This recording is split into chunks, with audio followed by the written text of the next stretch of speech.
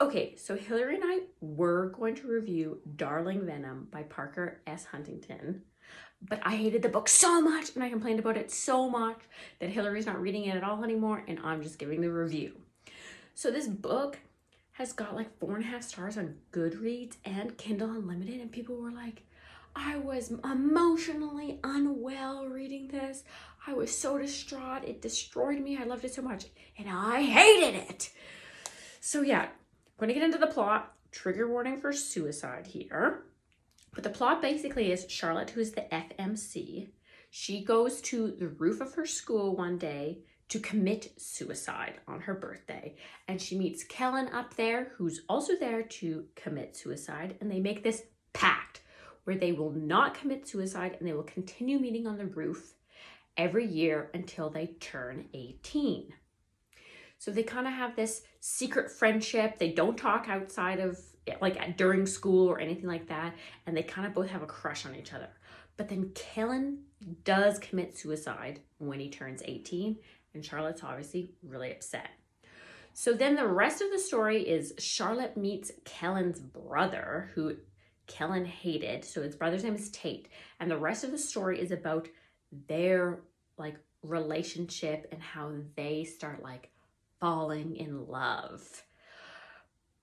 But it was just really repetitive. It was filled with like a ton of like cheesy metaphors that just like made me want to vomit. It was just like too much. Like, and yeah, like Charlotte was like very preachy. She was always giving these like hot like speeches about like love and healing and being a good person, and you know, like you're not a fraud, and like she can like cure people's alcoholism apparently. And then Tate is like your classic like mean guy who's just always being mean, can't deal with any of his emotions. There's a lot of guilt about him like having feelings for Charlotte when clearly his brother, who killed himself, also had a crush on Charlotte.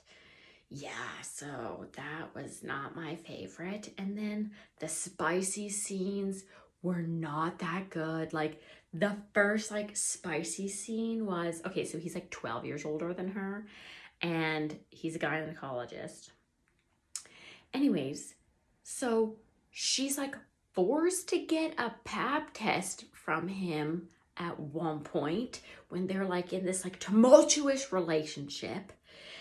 And he's like giving her this like pelvic exam and it was so uncomfortable. Oh my God. I wanted to peel my skin off. And then like the rest of the spicy scenes. So like, you know, they made her a virgin and that was like a big like plot point kind of.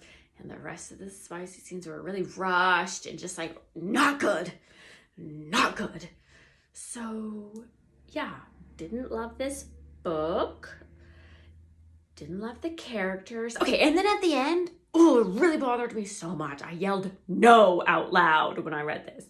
So they obviously get together because it's a romance novel, no spoilers there. And then so they get together and it's like jumping to 1 year later. So she's 24 and they're like, she's pregnant. And I'm like, no, you don't just get together and decide like after like years of like terribleness, oh, everything's fine now. Let's just have a baby at 24 and get pregnant immediately. No, I hated it. But yeah, the rest of the internet seemed to really love it. And if you loved it, please tell me what you loved about it, because I don't